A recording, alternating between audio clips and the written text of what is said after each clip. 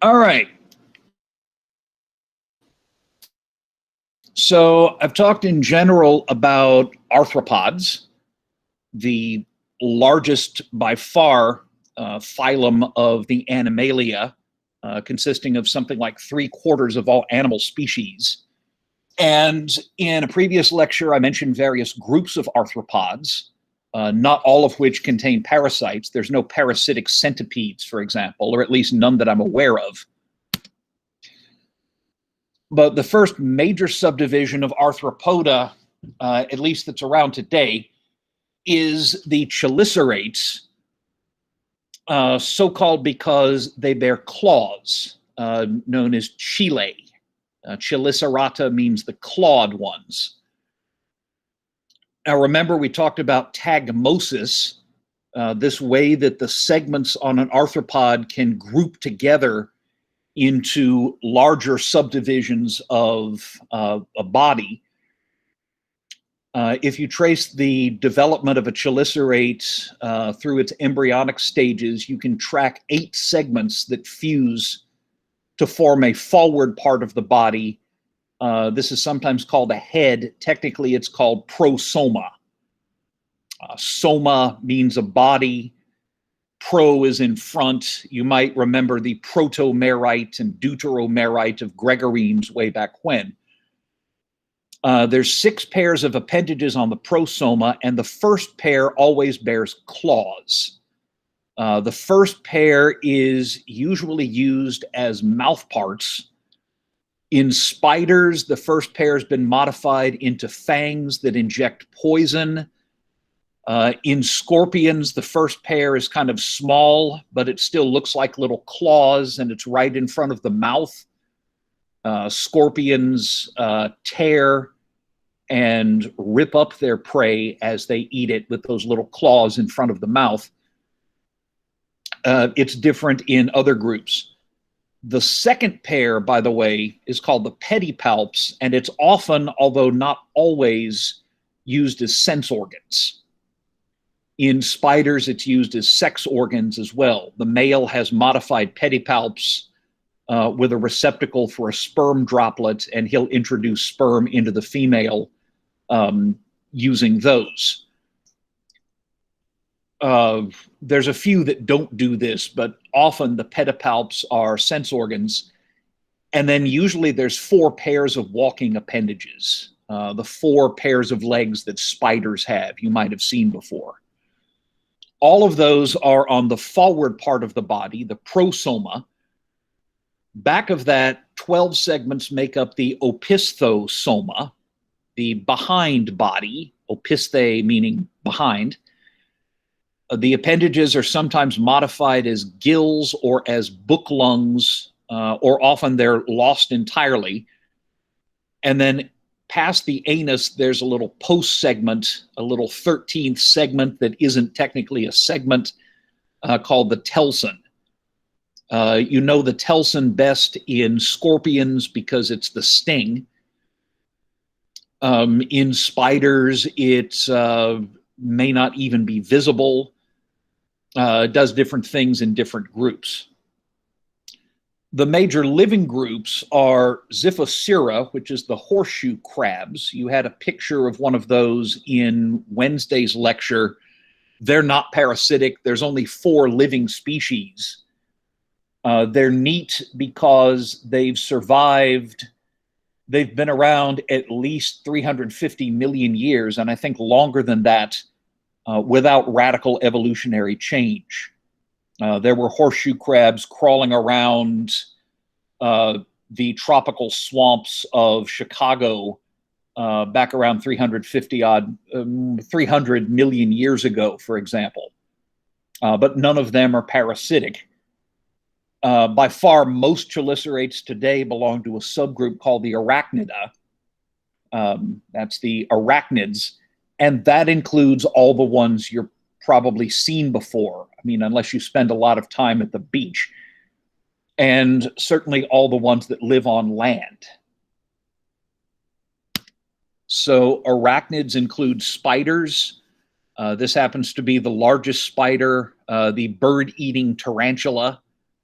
sometimes called the Goliath spider from South America. And yes, this thing does eat birds. The body plus the legs together can be as big as a dinner plate. The first pair of appendages is modified as jaws, and it's right up close to the prosoma. In tarantulas, the claws move up and down.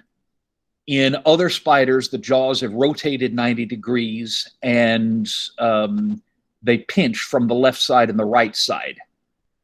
So most spiders, if you can see me, the jaws do this. In tarantulas, the jaws do that. The second pair of appendages is sensory organs. They don't normally walk on those. And then you can count 4 pairs of walking legs. So 6 in all on the prosoma. I've talked about tagmosis, and I'll bring it up again. In most arachnids, you can't see traces of the tagmosis.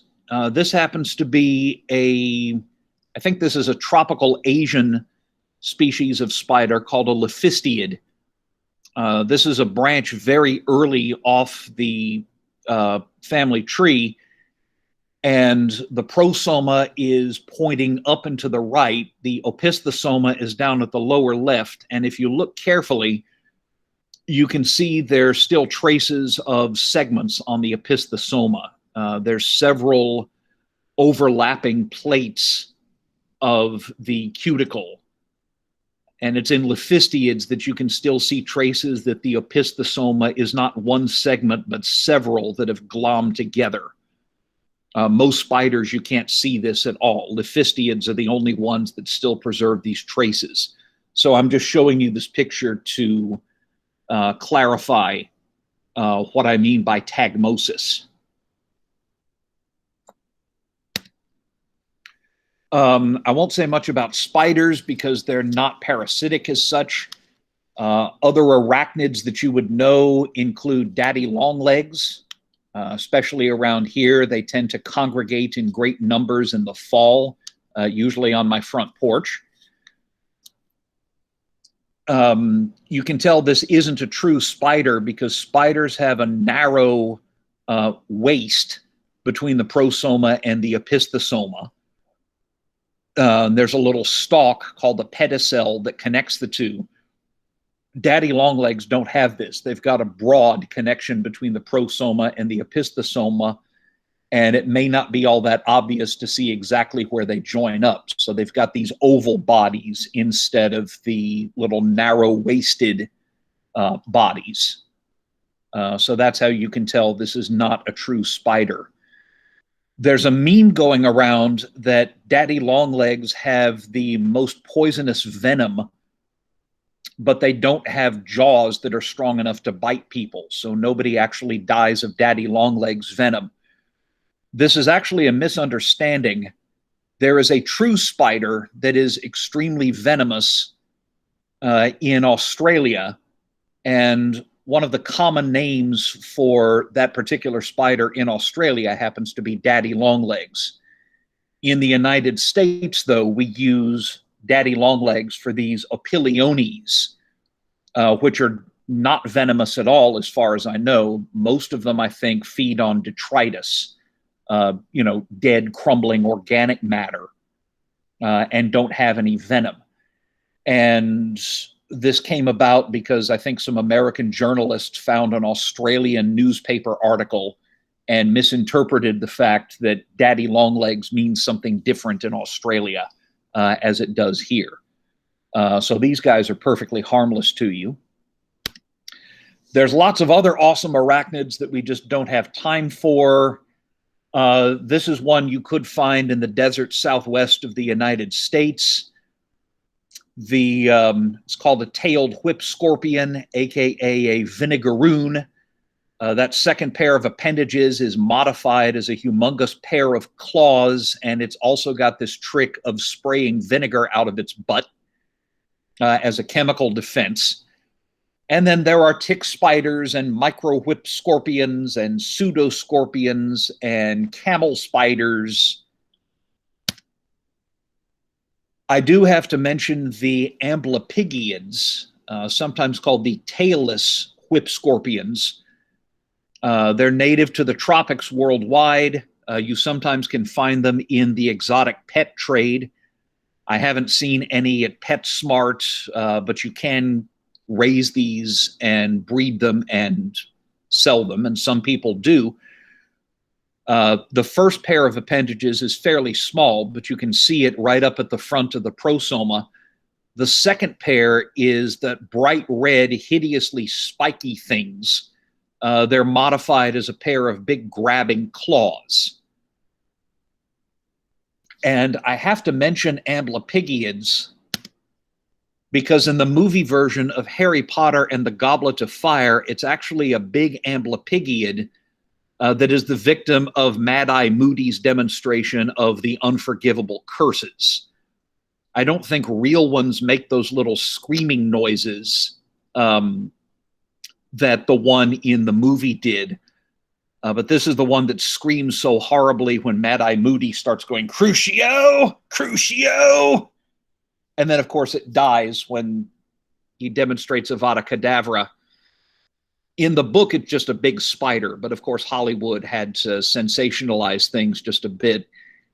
I'm fairly sure that the actual amblypygid was a computer animation or maybe a model, but it is, in fact, a real organism. They did not just make that up for the movie. I've just heard somebody go ding-a-ling, so I'm going to pause for a second to let him in.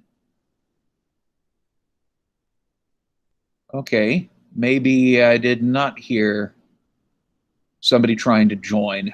Right, we'll get back to this.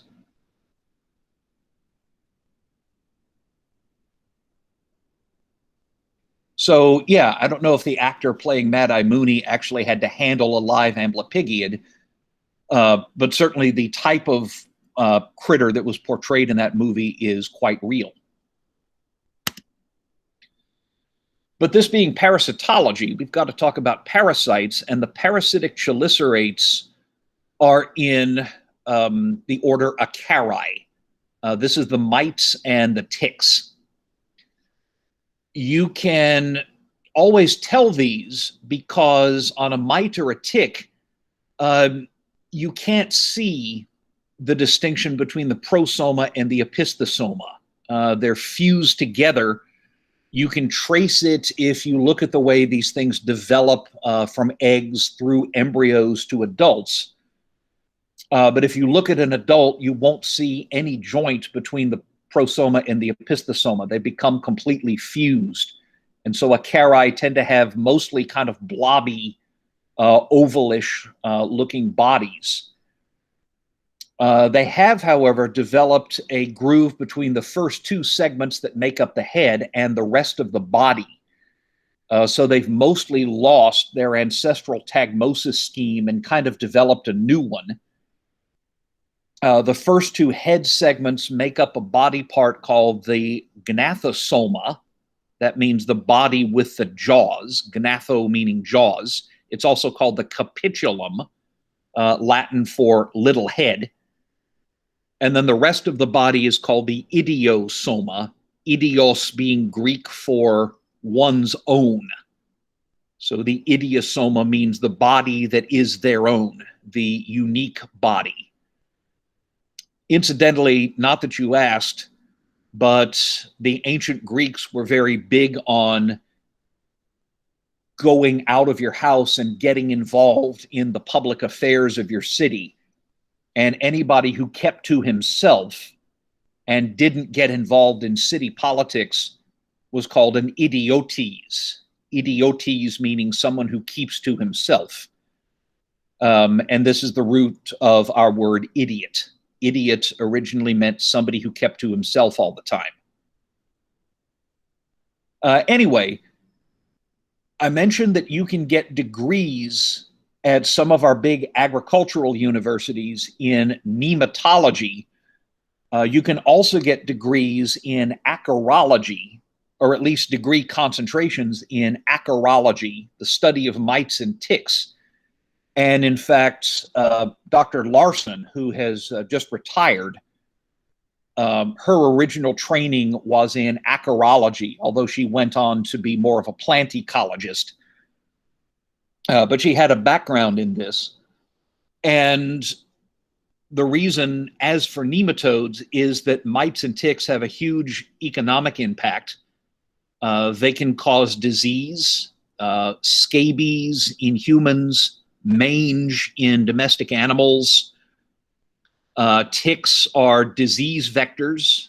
We've already seen ticks spreading things like babesia, those pyroplasm apicomplexans that we talked about way back.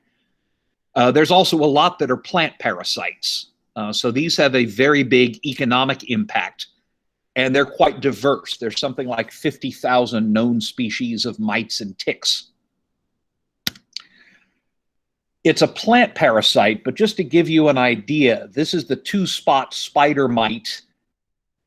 Very small thing, not easy to see, but they feed on plants by piercing one cell after another and slurping out the contents. Each individual mite may only damage a very small area of a leaf, but if a plant is heavily infested, the plant can die. The plant can be just devastated by a swarm of spider mites, and the spider mites can also spread plant viruses. You're looking at earlier instars. Mature adults turn a bright red color. You can actually see them as tiny little, walking red spots. And the common name for these is red spiders or red spider mites. This one feeds on most vegetable crops and most ornamental crops.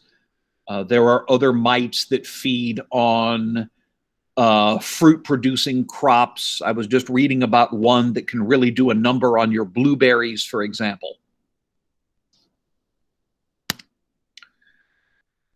Fortunately, in a great case of fighting fire with fire, there are predatory mites, including Phytociulus persimilis, that eats Tetranicus mites. So at the top, there's a Phytociulus that has just captured and is devouring a Tetranicus spider mite. And you can actually buy Phytociulus mites. The brand name is Spidex, and scatter these on your plants, or especially in your greenhouse, and take out the Tetranicus mites. So there are mites that are useful in agriculture and horticulture for biological control. There are also mites that feed on foods that you've stored for a long time. This is called stored products mites. Just a light infestation is not that big a deal, but heavy infestations can make your food quite inedible. They can also cause health problems because mites can be allergenic. You might know about dust mites, mostly harmless, except for the fact that they can trigger allergies. If you've got a dust allergy, you're not necessarily allergic to the dust itself. It's very common that you're allergic to the mites that crawl around in the dust and feed on dust and dead skin cells and things like that. This is one of several species that can infest your stored grain and flour. Acarus cyro here is peacefully chewing on a flour grain. And again, light infestation is nothing to worry about, but heavy ones can render your flour completely unusable, giving it an off smell and taste. And again, they can trigger allergies. Oh, there's another stored product mite. I should have thought to have included a picture of mites in the genus Pyomotus, where the males live right around their mother's genitalia and copulate with their female sisters the instant that they're born. There's even a species where the males copulate with the females while the females are still inside their mother. So yeah, mite sex is absolutely freaking creepy. I couldn't make this stuff up. But let's get to the parasites of animals. And this one needs no introduction. Amblyomma is the lone star tick. I know I've picked this one off myself more than once. Some of you probably have too. You can identify it because it's got that bright spot in the center. Between that bright spot and the head, you can see a shield covering the back, a thickened piece of the cuticle. That's called a scutum, which is Latin for shield. And this is what puts this tick in the family of so-called hard ticks, the ixodids, the presence of that shield on the back. And then up in the front, you can see a prominent groove that divides the capitulum, right? Those first two head segments from the entire rest of the body, dividing the capitulum from the idiosoma. If you look at the rear end of the tick, it's not super obvious here, but if we look at this microscope slide, you can see that the posterior end has this kind of rectangular ornamentation on it. Those are called festoons. You can see the anus there. There's the anal groove. And then you can see the festoons. Those are common on hard ticks. You don't see them on genus Ixodes, the deer tick, which can also bite humans. So if the tick that's biting you doesn't have any festoons, it's a deer tick. Now you know. There's a close-up look. This is actually one of the first pictures we took with the first electron microscope we got at UCA. This was a tick that had bitten one of our faculty members and paid for the mistake with his life. You can clearly see that groove between the capitulum and the idiosoma up at the top right. On the idiosoma, you've got a pair of sensory organs. Those are the pedipalps, and you can see those pretty clearly. And then the chelicerae are lying right up close to an extension of the carapace called the hypostome. So if you look at that capitulum, the capitulum continues into this kind of tongue-like extension called the hypostome. You can see that there's a bunch of saw teeth on the hypostome. And then the chelicerae are lined up on either side of the hypostome. And you can't see it from this angle, but there's a groove in the hypostome. And when the chelicerae are up next to the hypostome, there's a channel that's formed that allows the tick's saliva to go in, or to go into the host, and blood to come out of the host. It makes this kind of straw-like mouth. Notice that there are saw teeth on the hypostome and also on the chelicerae, which is why ticks are hard to pull out. They've got these teeth that are, pointing backwards at an angle, and they catch in the flesh if you try to pull out the tick out. That's why it's not easy to pull them out. So if we were to flip this tick over, you're looking at this from the belly side, from the ventral side. If we flip it over, we'd get this. And there you can more clearly see the hypostome that's coming out, and you can see the teeth on it really well. And then above the hypostome and to either side of it, you can see the chelicerae.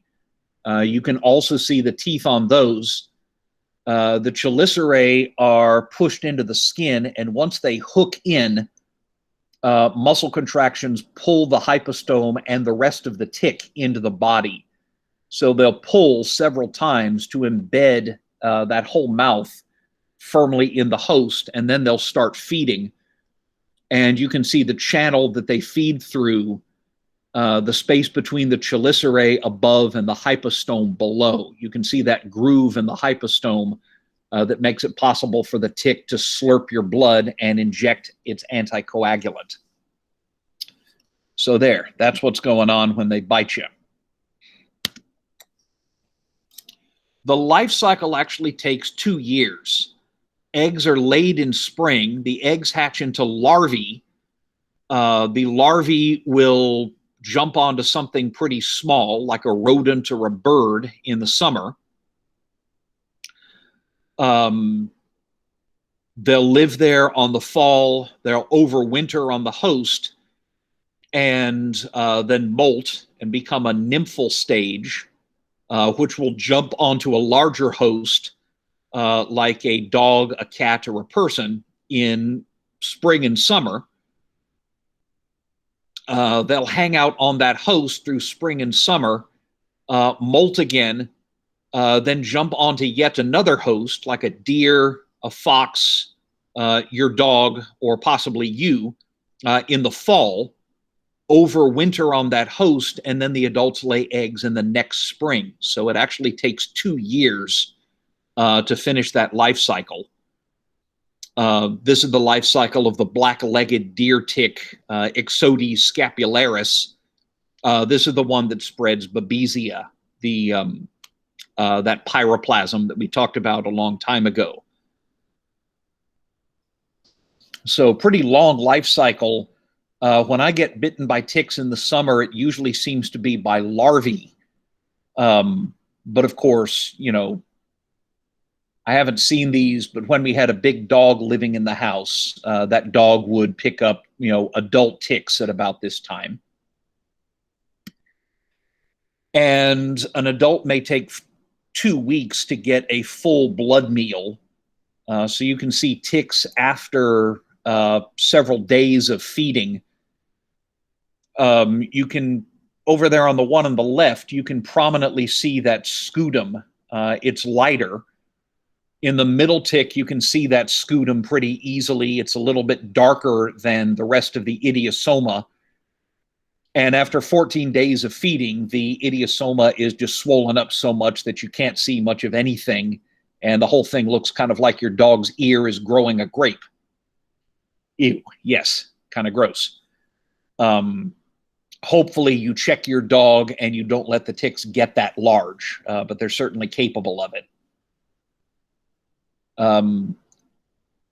Yeah, I don't know if people still say this, but if you've had a very good meal, Arkansans will sometimes say, I'm full as a tick, and that's why. A second family in the Acaridae that doesn't commonly parasitize humans, but can bite them and make them sick. Separate family is the Argasiids. That's the soft ticks, so-called because they don't have a scutum. They don't have that shield on the front part of the opistosoma. Most of these are parasitized birds. Some of them do parasitize mammals. And they don't parasitize humans for long, but if you get bitten, these can transmit disease caused by a type of bacteria called spirochetes. Spirochete bacteria are long and spiral-shaped. Probably the most notorious is treponema, the one that causes the sexually transmitted disease syphilis. But other spirochetes can be transmitted by tick bites. This is one, Ornithodoros. Normally it's a parasite of rodents, but if you hang around with rodents a lot, like if you've got rats in your house or, you know, chipmunks and squirrels around your house, humans can get bitten, and humans can get a spirochete-caused illness called relapsing fever from the bite of Ornithodoros soft ticks. Not that common, but it does turn up. Argas persicus is a soft tick that's a parasite of domestic chickens. You know the chicken, that's the Arkansas state bird, is the Tyson chicken. Can also parasitize ducks and geese. And it not only, you know, damages your chickens, but it can carry the spirochete bacterium called Borrelia anserina, which causes a disease called avian spirochetosis.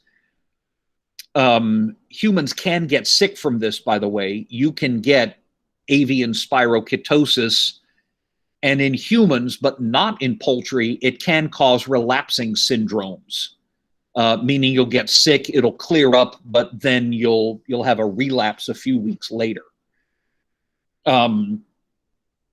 You're not that likely to get bitten unless you happen to work very closely with chickens. So poultry workers, people in chicken processing plants might be prone to getting bitten by these soft ticks. And of course, they can make your entire chicken flock sick, although there are, of course, treatments for this. So yeah, we live in Arkansas. You've got to know about chickens. One more soft tick that you might see, otobius ticks are parasites in mammal ears. They can infect all of your common livestock species, as well as dogs and rarely cats. They can certainly get into horses, cows, sheep, goats. The feeding, it's actually only the juveniles that feed. But they cause itching, they can cause tissue damage. Like anything that bites, they can cause secondary bacterial infections. The adults actually leave the host and they don't feed, but they may lay eggs close by to where their hosts are bedding down, so the host can get repeatedly infected. In the wild, the adults might live and lay their eggs inside rabbit burrows or rabbit warrens, or in the nests of other types of rodent, or right there in the cattle stall, or right next to where the cat always beds down, or something like that. So that's something else that you might conceivably see, those of you that are interested in veterinary practice. Another family of mites, Trombiculidae. As larvae, they attach to skin. They secrete enzymes that irritate the skin and break it down, and then they feed on these broken down skin cells. And they don't actually bite. What they'll do is kind of create this tube of hardened skin cells and then suck digested tissues through it. Kind of an odd way of feeding. That tube of hardened skin cells, which is technically not part of the body of the mite, is called a stylostome, and you can see it sticking up at roughly a 1 o'clock angle. That tube with the kind of irregular borders. Mites that feed this way, by the way, are known as chiggers, and this is another one that needs no introduction if you've spent a lot of time tramping around Arkansas. Especially if you were crazy enough not to put insecticide on your legs. I made this mistake a couple of times. It's not one I care to repeat because, dang, you know this. They can tear up your legs pretty badly. There's a mite that's a parasite on honeybees. It's originally a parasite on an Asian species of honeybee, Apis cerana, and it jumped to European honeybees, which were introduced to America as well, Apis mellifera, and it made the jump in the early 1990s. They'll feed on both bee adults and bee larvae, slurping up bee blood, causing weakness, and they can also transmit viruses. This is called Varroa destructor. Beekeepers have about 20 different names for Varroa destructor, and none of them I can repeat in here because they're one of the things that can wipe out your entire hive. This matters because honeybees don't just produce honey, they pollinate fruit, vegetable, and fodder crops. All of your citrus fruits, all of your berries, apples, tomatoes, although bumblebees work better for that job, almonds, herb crops like, rosemary, onions, and then fodder crops like alfalfa and clover, which you don't eat, but cows do. Roughly a third of your food supply depends on bee pollination. There's a lot of threats to bee populations right now, and this is a reason for concern, because about a third of your food supply depends on having pollinators present. You can put miticides, that'll kill varroa inside your hive, but there's also other measures you can take to minimize the threat. But yeah, this is one of the things that beekeepers have to worry about. I don't keep bees now, but I used to, and one of my hives got a pretty bad case of varroa. It wasn't pretty. There's other mites that can be parasites of birds. Ornithonisus can be a chicken parasite. Small mammals can get it too. This feather mite right here, some of them are harmless and they just feed on dead skin, dead feathers, or skin bacteria and fungi. So some feather mites are harmless commensals. This one's a bloodsucker. Dermanisis galeni, parasites on chickens, and can also be a vector for bacterial diseases. So this is another one to be concerned about if you are fond of chickens. Fortunately, we can fight fire with fire because there are predatory mites in genus Androlilaps and Hypoaspis that prey on Dermanisis, and you can buy these as biological control agents.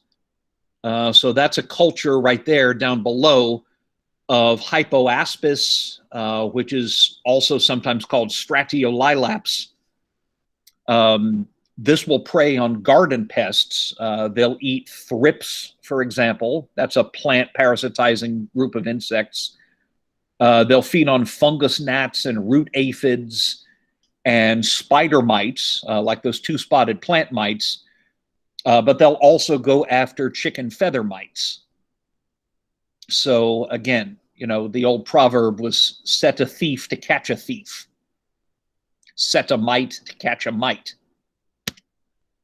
Unfortunately, I don't think we have biocontrol agents for Demodex canis on the left and Sarcoptes scabiei on the right. Two different mites that cause mange in dogs. Two different types that are called sarcoptic mange and demodectic mange.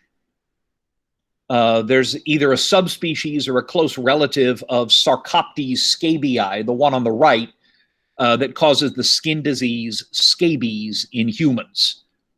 And I used to see this back in the 90s when I was in grad school. I was a volunteer lab tech for a wonderful group called the Berkeley Free Clinic. And we treated all kinds of people. And whenever the Grateful Dead were playing in town, we'd get a lot of scabies cases because this is the kind of thing that people tend to get if they're living next to each other in close proximity. Maybe sharing clothing or sharing bedding, sharing towels. They can all get scabies. It often looks like this itchy rash in places like in between your fingers, for example. And we could give them treatment for that, but they'd also have to wash all of their clothing in hot water to get rid of the scabies. It used to be common in places like orphanages, in military camps, anywhere where you've got a lot of people living close together, maybe sharing clothing and towels and things like that. You can get scabies spreading. There's a relative of the scabies mite called Otodectes that causes ear mites in dogs and cats. And humans, by the way, can get Demodex. In fact, many do.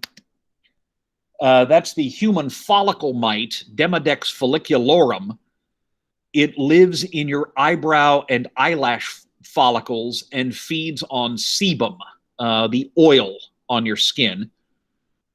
There may be between 2 and 6 mites per follicle. This is very common. I don't seem to have it. I tried to find it last spring, and apparently I don't. I plucked a whole bunch of hairs out of my eyebrows and eyelashes and didn't see these things. Maybe I'll make the Hufflepuffs do this, because this is supposed to be very widespread and pretty easy to find, and usually it's completely harmless. If you get an overgrowth of them, that's associated with acne, eyelid inflammations, and possibly rosacea.